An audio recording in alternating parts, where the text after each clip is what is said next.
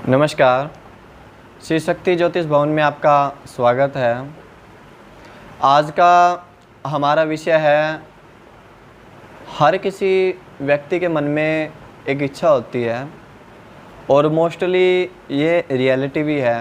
हर कोई कहता है कि पंडित जी मेरे पास डेट ऑफ बर्थ नहीं है, गुरुजी मेरे पास डेट ऑफ बर्थ नहीं है, मैं मेरे बारे में कैसे पता करूं, मैं क्या करूं, मेरी कुंडली क्या है, मेरी कुंडली के हिसाब से राशि रत्न क्या है, मैं क्या धारण करूं, क्या मेरा वर्तमान में चल रहा है। तो वह किस हिसाब से पता लगता है? वह आपके नाम के हिसाब से पता लगता है।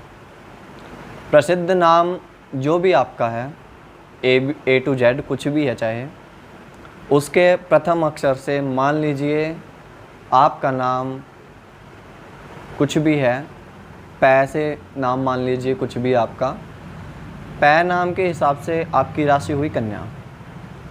कन्या राशि वाले जातक किस प्रकार के होते हैं उनके बारे में उसके नाम से पता लगेगा।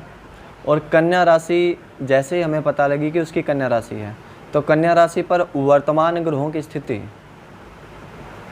कन्या राशि पर जो वर्तमान ग्रह हैं, किस ग्रह का कन्या राशि के ऊपर कितना प्रभाव पड़ा है। जैसे हाल ही में कुछ दिन पहले की बात है, शनि की जो ढैया है वह कन्या राशि पर थी, उससे निकला है शनि।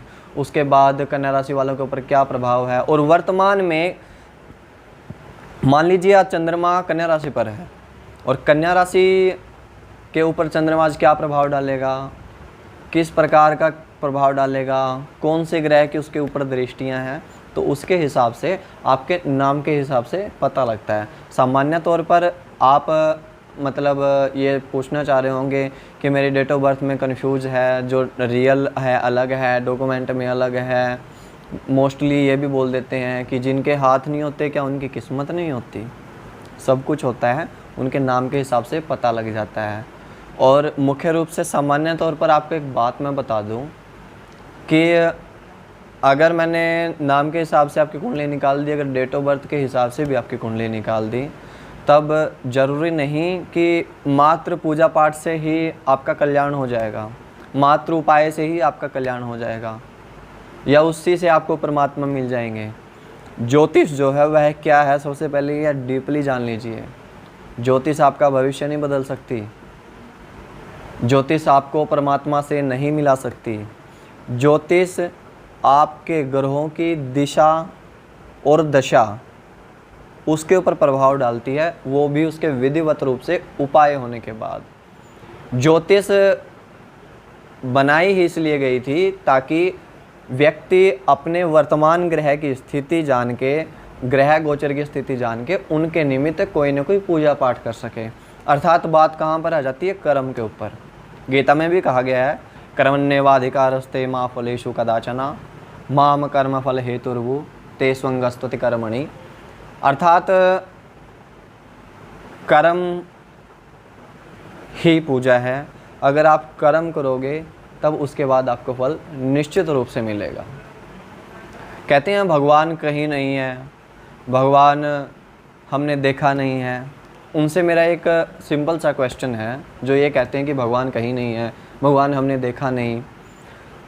क्या आप मुझे बता सकते हैं कि सूर्य, चंद्रमा, ग्रह, नक्षत्र, तारे, और हालांकि हमारी जो पृथ्वी, जो मात्र एक हवा में घूमती हुई हमें दिखाई देती है, क्या आपके पास किसी के पास भी इस चीज़ का जवाब है? वह ऐसे क्यों है? आप में से कई कहेंगे साइंस है। साइंस नहीं है, ये प्रकृति का नियम है जो उस परमात्मा के हिसाब से ही चलता है। और मुख्य रूप से आप लोगों को आभास क्यों नहीं हो पाता? जिस प्रकार आप हवा को सिर्फ महसूस कर सकते हो, उसे स्पर्श नहीं कर सकते, छू नहीं सकते, उसे प्राप्त नहीं कर सकते, ठीक उसी प्रकार परमात्मा है। परमात्मा को आप महसूस कर सकते हो, और महसूस भी वह व्यक्ति कर सकता है जिसने अच्छे रूप से कर्म किया हो, प्रॉपरली रूप से कर्म किया हो। इसलिए कर्म कीजिए और किसी भी मात्र पूजा पाठ के ऊपर डिपेंड ना रहकर अपना कर्म कीजिए। मानता हूँ पूजा पाठ फल देती है, फलदायक है। रुद्राभिषेक, सतचंडी, सहस्त्रचंडी, गायत्री अनुष्ठान, यज्ञ फलदायक है, लेकिन वह भी एक निश्चित समय आने के बाद ही आपको फल देते हैं। मोस्टली सभी लोगों का एक क्वेश्चन रहता है कि मैंने तो पता नहीं कितने पंडित जियों से, पता नहीं कितने गुरुजियों से क्या क्या उपाय करवा लिया, बहुत सारे पूजा पाठ में करवा चुका हूँ, लेकिन मुझे ना कुछ खास फल नहीं मिल रहा। वह क्यों नहीं मिल रहा, उसका आपको रीज़न बताऊँ मैं? एक सिंपल सा उदाहरण देता हूँ मैं आपको।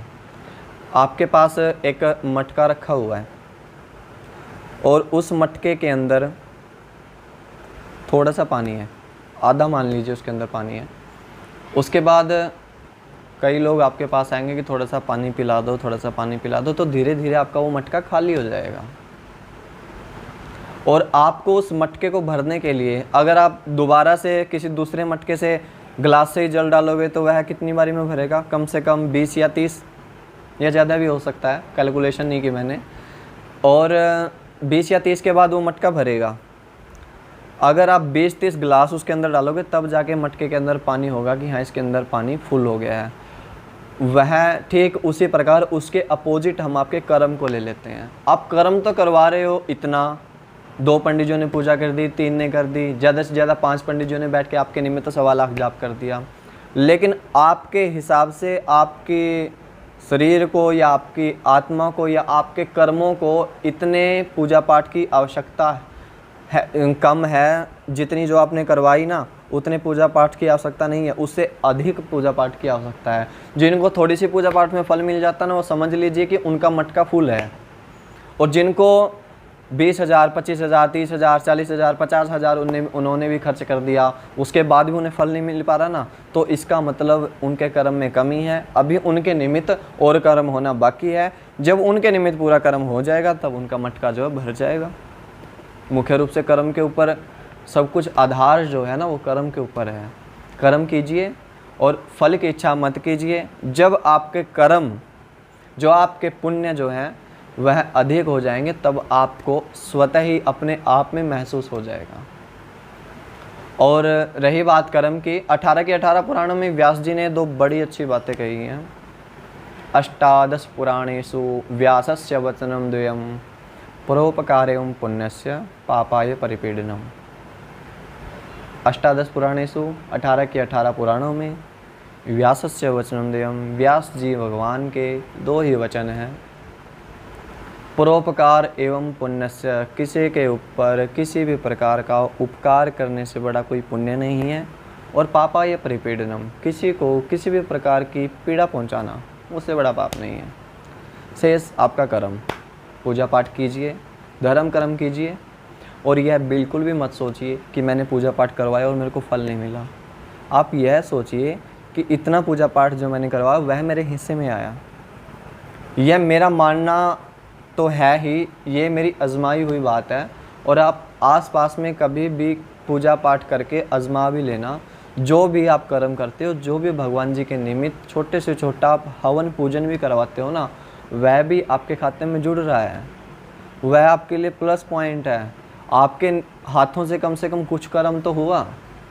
अगर उसका प्रॉपरली आपको थोड़ा बहुत फल नहीं मिल पा रहा है, वो कहीं ना कहीं आपको फल अवश्य देगा। इसलिए कर्म करवाइए, मन के अंदर किसी भी प्रकार का संकोच ना रखिए। धन्यवाद।